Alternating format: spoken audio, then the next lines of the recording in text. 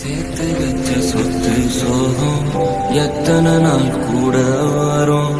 எதுவும் இல்ல உலகத்துல நிரந்தரமா.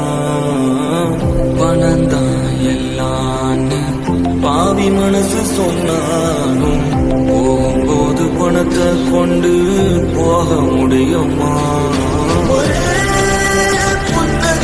அது போதுமே நெஞ்சுக்குள்ள பாரோ எல்லாம் தீருமே. ஒரே புன்னகை அது போதுமே. சோகம் சோகம் துரோகம் எல்லாம் சாகுமே. என்ன கொண்டு போக போறோம்? எத்தனை நாள் வாழ போறோம்? எதை கட்டி ஆழ போறோம்? யாருக்கும் தெரியாது. சொத்து சொகம் கூட வருமா? சொந்தமின்றி நீ தனி மரமா?